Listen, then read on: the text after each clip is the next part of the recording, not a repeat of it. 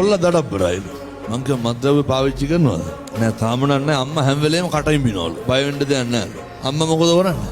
කොල්ලා කටින් බිනවලු හැම වෙලේම. මං අහුවා තාත්තගෙන් දැන් ළමයා මුරණ්ඩු වෙනකොට ළමයා කියන දේ අහන්න නැති වෙනකොට ඔය ඇත්ත මොකද කරේ කියලා. ඊට පස්සේ කිව්වා හාමුදුරනේ මං ටිකක් තදට හිටියලු.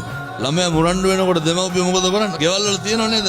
අම්මා බුරුලට ඉන්න තාත්තා තදට ඉන්නවා. ඕ හැමෝට කතා වෙන්නතුනේ. වැරද්ද සම්පූර්ණයෙන් අම්මාගේ තාත්තගේ. මම මේ තාත්තලාගෙන් අහන්නේ කවද්ද පොඩි එකා එක්ක පන්සල් ඇවිල්ලා බොමලු ඇමතුයි කවද්ද දරුවා බදාගෙන හිටිය අන්තිමේට මගේ දුවේ මගේ පුතේ කියලා ළමයි වැළඳ ගන්න ඕන ළමයි මත්ද්‍රව්‍ය වලට හුරු වෙන්නේ කොල්ලොන්ගෙන් අහනකොට කියන හාමුදුරනේ ආතල් එකට කියලා මොකක්ද ආතල් එක කියන්නේ ආතල් එක කියන්නේ බිනතුනි සතුට ගොඩක් මත්ද්‍රව්‍ය වල දරුවෝ ඇබ්බැහි වෙන්නේ පෞරුෂය හීන වුණාම දරුවෝ තනි වුණාම දරුවෝ හුදකලා වුණාම අම්මා තාත්තා නැති වුණාම අම්මගේ තාත්තගේ ආදරය නැති වුණාම අම්මා තාත්තා කෙල ගන්නවා ඉවරයක් නැහැ දරුවෝ අසරණයි තාත්තා බීලා ඇවිල්ලා අම්මට තඩි ගහනවා දරුවෝ අසරණයි එතකොට ළමයි අවුරුදු 14 15 වෙනකොට මොකද වෙන්නේ මතක තියාගන්න අම්මගේ තාත්තගේ යුතුයකමක් වෙන්න ඕන වගකීමක් වෙන්න ඕන දරුවොත් එක්ක එකට බත් කන්න ඕන මගේ දුවේ මගේ පුතේ කියලා දුව පුතා වැළඳ ගන්න ඕන කවද්ද අන්තිමේට කොල්ලා ළඟට අරගෙන ඔළුව අත ගාලා තියෙන කවද්ද අන්තිමේට කොල්ලා ළඟට අරගෙන මූණ ඉඹලා තියෙන අහනකොට කියන තදට ඉන්නවලු ඒ උනාට තදට ඉඳලා ඔය කරන්න පුළුවන්